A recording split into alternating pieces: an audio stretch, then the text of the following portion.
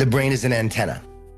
It's literally an antenna, not an analogy. No, it's an antenna. 86 billion neurons, and we have a transmitter and receiver on our neurons. Well, guess what? Every day, you're tuning into a frequency. You're tuning into a positive frequency or a negative frequency. There are two main frequencies that we can tune into. There's the old Cherokee story of the two wolves inside of us.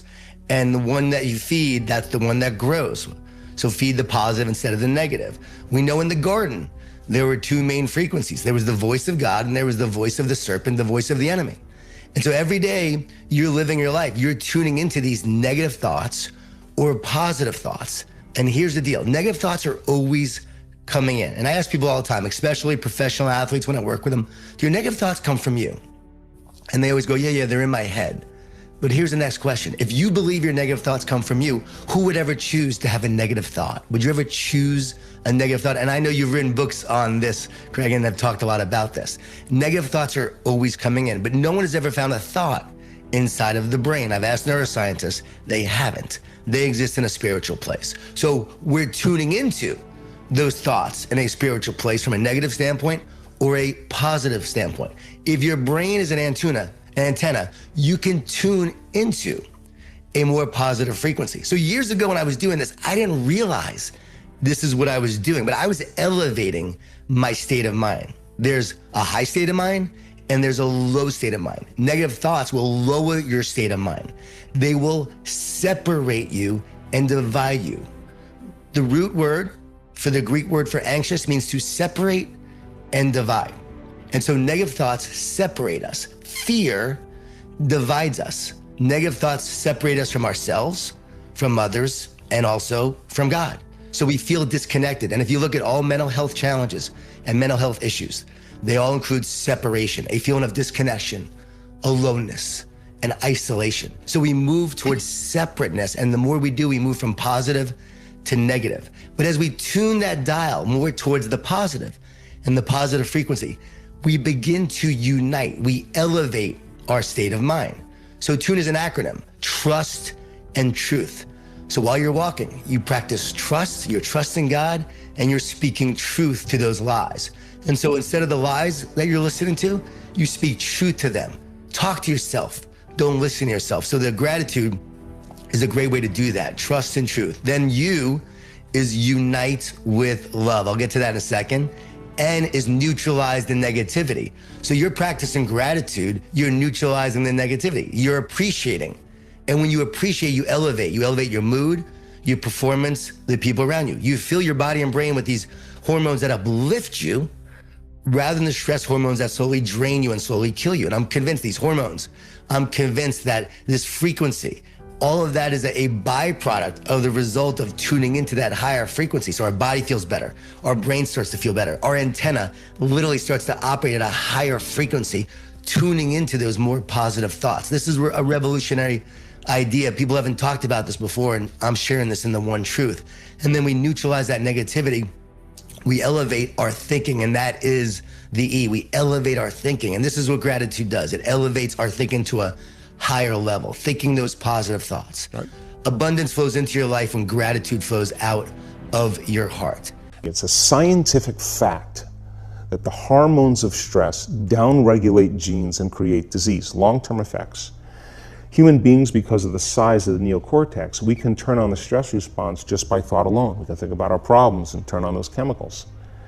That means then our thoughts could make us sick. So if it's possible that our thoughts could make us sick, is it possible then our thoughts could make us well? The answer is absolutely yes. So then, what are the emotions that are connected to survival? Let's name them.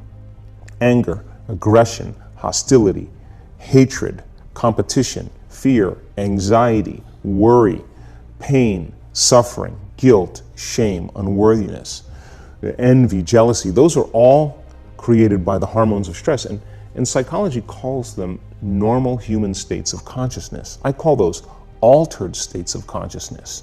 In the face of a physical threat, there are three options. You can obviously freeze, you can retreat, or you can move forward. And the moving forward response actually triggers activation of a connection in the brain to the dopamine circuitry of the brain and makes it more likely that you're going to be able to move forward in the future. Now, what was interesting to us was that not only is forward action rewarded at a neurochemical level, which then sets you up for more forward action, but the highest level of agitation and stress was associated with moving forward. We always think, well, if I just calm myself enough, I'll be able to move forward. Right. But it's the exact opposite. Yeah. And so people who are paralyzed in fear or that have a hard time initiating, sometimes the key is to raise the level of stress and agitation. This is why deadlines are so effective. Right. This is why fear is so effective. This is why that deer gets up out of its, nice little den and starts to move, because it feels a certain level of agitation. If that agitation isn't high enough, we will not move forward. And so especially in the US, we have a culture in which stress has been created. These ideas around stress is that it's terrible for us, when in fact stress is designed to move us forward towards these action steps that are rewarded, which then move us forward, and so on. So a lot of people can live with themselves.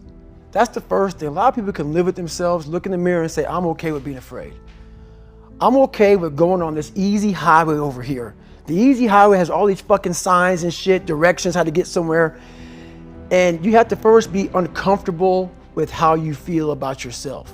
With that voice that a lot of us like to run away from. We all have it. We all have that voice that say, hey man, you're kind of wimping out right now. You're kind of being a little punk right now. But a lot of us say, okay, that's okay. It's okay to tell these little white lies to ourselves. So we first have to face the real you. When you really sit back at your life and you are in that dark room and you're looking at where you started from and you tell yourself, God dog, man, my mom is this way, my soon-to-be stepdad got murdered, my dad beat the shit out of me, I can't read and write to save my fucking soul, I've lied about it to everybody, I've cheated on all these tests.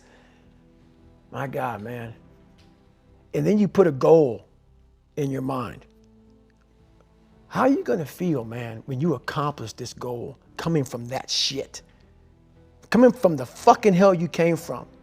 A lot of people start from a good starting point. They have a good foundation. What if you can surpass all of these motherfuckers? What if everybody who was fucking way up here started up here? And you started with no legs. You had to grow fucking legs to even start walking, and then crawling, and then running. And then you start passing people with all this given to them. I had to use all this negative shit that was making me weak and horrible as a person. I had to use this as the power that now fueled me. I had to flip it on its head and say, hold up. This might be exactly what I need. The darkness is exactly what I need. It's how you look at your situation. And I was looking at it all fucked up. Your biggest enemy, the most important conversation you will ever have in your fucking life is the one you have with yourself. You wake up with it, you walk around with it, you go to bed with it, eventually you're going to act on it, whether you're good or bad.